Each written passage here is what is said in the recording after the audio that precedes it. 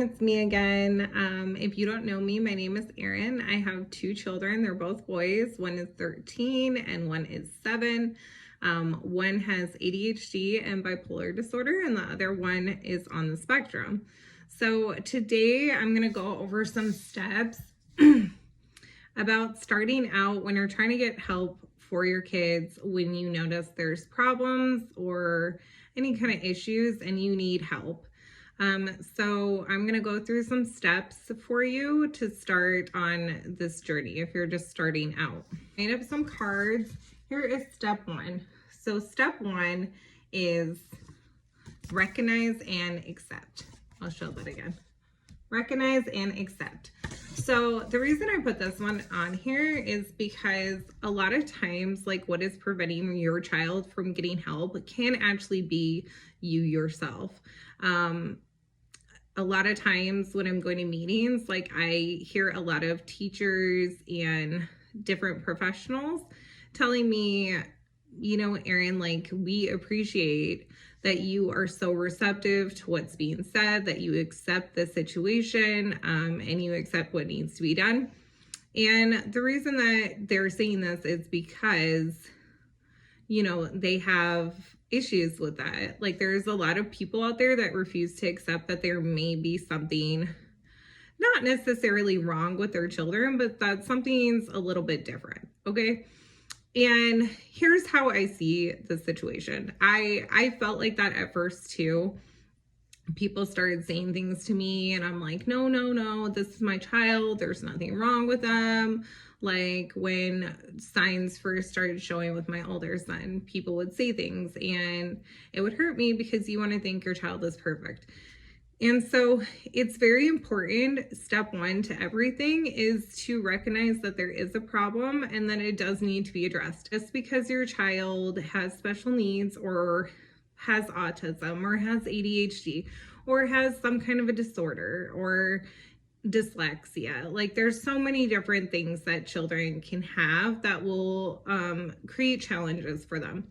Just because they have these problems does not mean something is wrong with your child. I do not in any way see my children as something is wrong with them. I see them as their own special, they are their own special people, their own special individuals, and they have their own personalities, and without their little quirks, they would not be who they are today. And so I encourage all parents to, you know, not only accept, but understand that it doesn't mean there's something wrong with their child. And that's very important. These children, they are special. They're special people and they just need a little bit of extra help and they need a little bit more understanding and a little bit more patience sometimes. I feel like it's really sad that I've had different people tell me before, oh, I'm gonna pray that your child is completely healed and everything else. Like, if you are somebody who's doing that, please stop that, because you're saying that there's something wrong with people's children and there really isn't. There's nothing wrong with them. They're different. They think differently. There are many famous people out there who had autism, had Asperger's syndrome, who were on the spectrum, who had ADHD, that would not have made the discoveries they made or be the people that they were if they were just told that something was wrong with them. So please stop telling people that because their child has ADHD or autism or anything else that they need to be healed, okay? I myself, like, I do believe in God, and I believe that God created everybody to be who they are. And so at the end of the day, please stop saying that, because that's very hurtful to the parents that need to accept and deal with the situation and to think that there is something wrong with their child that needs to be healed. So that's something I want to say because that's something that I've dealt with. So again, the first step, recognize and accept.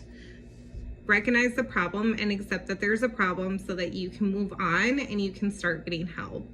Not accepting it is just preventing the inevitable, that you will need help in the future. And we want to deal with the problems before people start becoming desperate, you know, where it's like such a serious problem that you're in despair and you don't know what to do. So that's step one. Step two is ask for help. So you've noticed something's different. You've noticed that your child needs a little bit of extra help, or something's just, you know, like I said, different. You're not sure what's going on. Ask for help. Ask other people for help. Find where these resources are. Okay, like if you go down to your school and you're having issues with your child, they have resources at the school. They will give you counseling resources. That's actually where we started with my son, was that the school gave us resources so that we could go reach out and get testing done through a privately contracted place. And that's where our journey started. But I would not have known where to start if nobody gave me those resources. So a good place to go for help is, you know, look online, but also the best place to go to look is your school, because they will have those resources and they will be able to at least help you get started. Another thing is that if you want testing from the school, you need to go into the school. You need to write in writing. It needs to be in writing that you are requesting testing. Okay. They don't legally have to do anything for you until you walk in there with this piece of paper and you have written out that you would like your child tested. Have to sign it. And then you turn that into the office, and they have a certain amount of time to comply. Like, they have to comply with that, and they have to do the testing. And that's part of the step as well, is getting this testing done, because it's important to identify what the problem is so that you can have the proper therapy or the proper plan of what to do. So step number 3 is ask questions and do research. So let's say you have, I'm just going to go off my own experience here. So like, you have had the testing done, it comes back, your child is on the spectrum or your child has ADHD. So what's your next step from there? Like, ask questions.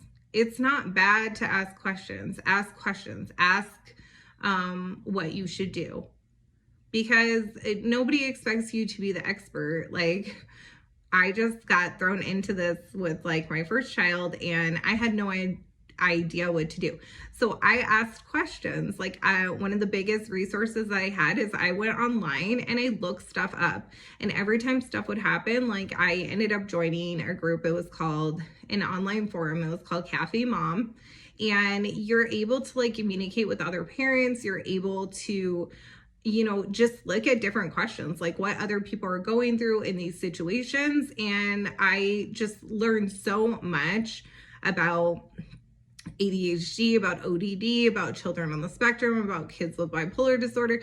I learned a lot of that online doing my own research. So I really recommend that people do their research. If you're in an IEP meeting too, they use a lot of really big language. Do not feel ashamed to ask them what they're saying, because you know, these people have gone to college for a long time. They're going to use really big words sometimes, and I don't always understand what they're saying, and I went to college. So I ask questions, ask what they mean by that, ask what terms mean. Don't ever feel ashamed to ask these people questions, because they are willing to answer you, and they're happy to do that because that's their job. And they understand that like people who haven't gone to college for, you know, therapy or psychology or, you know, language pathology, like it, you know, you're not going to know what they're saying. So you want to make sure you ask those questions and ask how you can help and what you can do. So step number 4 is going to be implement a plan and stay consistent. This is one of the biggest things that I see and was really hard for me. Okay. I used to take my older son to behavioral therapy, which I definitely recommend for children with behavioral problems, because my son used to go to therapy, but I did not benefit as much from like him going to a psychologist as opposed to us going to a behavioral therapist. And the reasoning behind that is that when we went to the behavioral therapist, like I got therapy too. So this is where you're going to go, and these people you're going to talk about the issues that you're having, and they're going to help you implement stuff to help you with those situations, which is something that as a parent, when you're struggling through like any kind of behavioral problems, anything like that, like this is very important that you are heard and that somebody is helping you. And there are other resources out there as well for people who will come to your home, like, and a lot of insurances will pay for this, or it'll be something that's done for the school. But anyways, we went to the behavioral therapist, and they're going to be blunt with you. And they blank out told me that I was the pushover, which I probably still am a little, to be honest. But like, they're going to tell you like the things in your parenting that are not helping in the situation. And it's not helping you to not listen to them and get defensive, because like at the end of the day, like, yeah, it might hurt your feelings a little. It hurt my feelings a little that the guy told me I was kind of a pushover, but he was absolutely right. Like instead of following through, like I just kept saying, I'm going to do this over and over and over and over again. And then I never followed through. Like if I said, if you don't stop that, I'm going to take your Xbox away. And then I would just keep saying that instead of taking the Xbox away.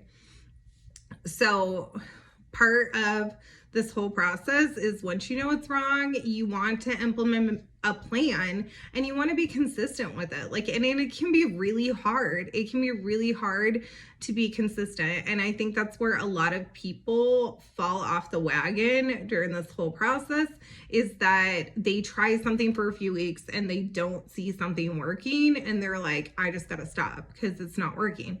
It doesn't work that way. Okay. It takes a long time. Okay, like my older son started in special education with severe behavioral problems when he was in 4th grade. It's now been years. Okay, he's 13 years old. And these behavioral problems are gone now. Like he's not doing anything crazy, hurting people, anything like that. The aggressive behavior is gone. That took years, and it took years to get there. And I don't mean that, like, want to say that in a way where you will get discouraged.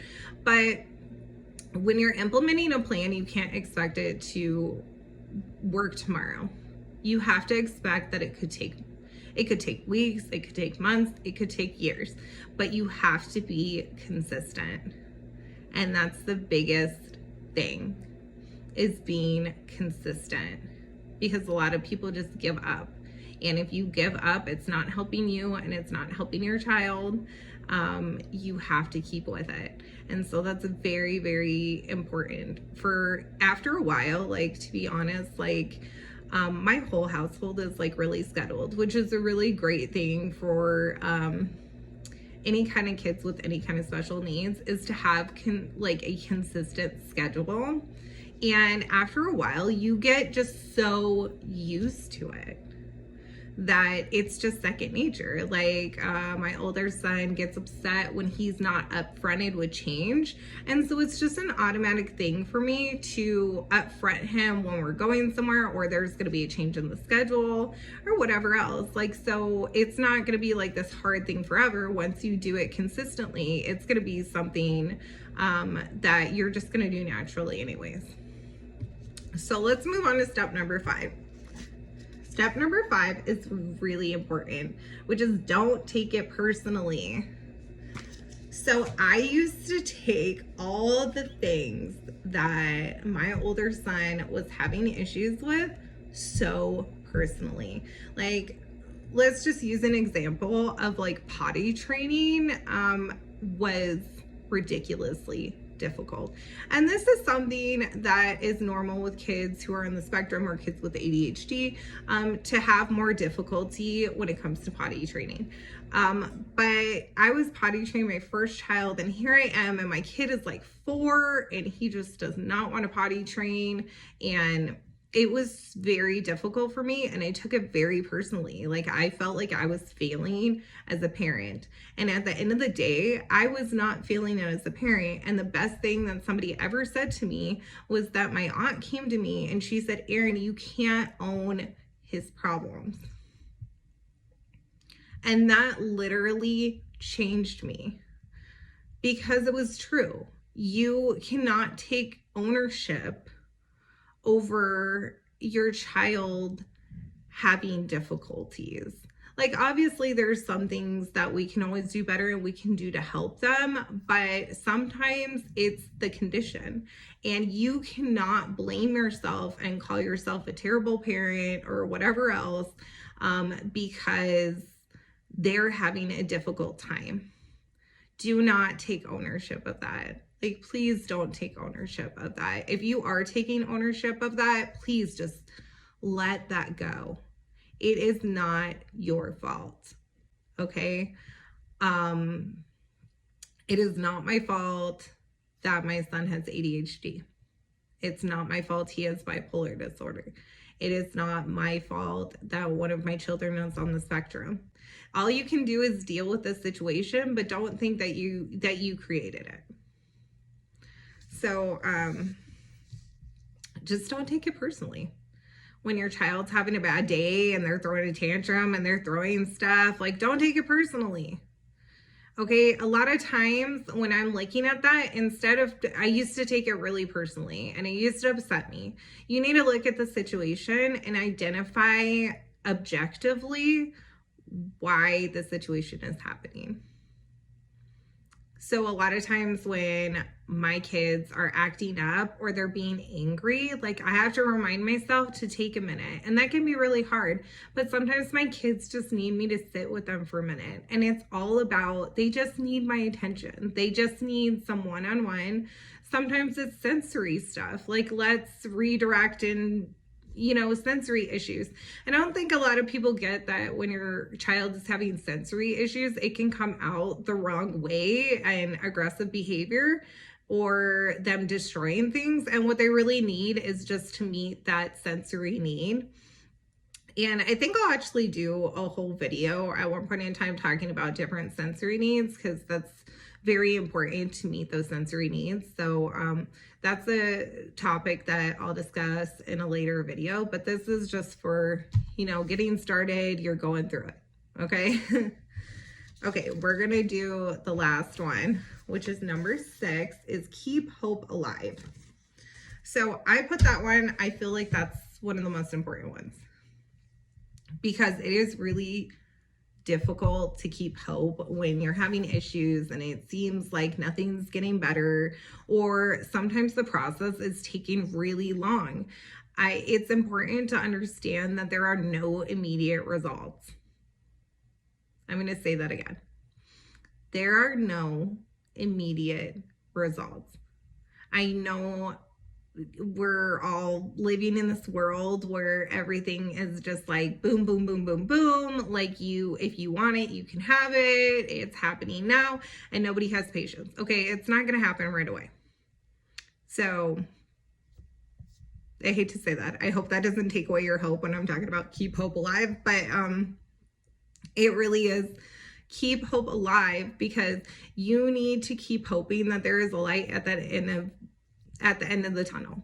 Like, I have been on the ground crying, like, have no idea what to do, just feeling lost, feeling hopeless, feeling completely down. Please don't feel like that. There is hope. I am here to tell you there is hope, and it will get better. But you have to accept that there's a problem. You have to ask for help. You have to get that help. And you have to be consistent, and it will get better. I promise you, it will get better. Whether, you know, you have to go through the process like we did, we had to go through the process of medication. There is no like pill that's gonna like fix everything, just so you know. When you go through medication, like there's no just they give you a medication and then everything's better. Okay, like it took us, I think, a year to find the correct medication to treat my son's ADHD, and nothing is perfect, you know. So don't expect that there's just going to be a magic pill either. So, but stay hopeful that at the end of everything, that everything will be okay. You will survive. Your kid will get better, because all they need is a little bit extra. So I hope these first steps like help somebody out there today. If you have any questions about getting started with the school or anything like that, or if you're having difficulties, don't ever feel like you can't reach out to me. Like, I've been doing this for a while, and so I can be a resource if you need some help. So I hope you all have a good day, and I'll see you later.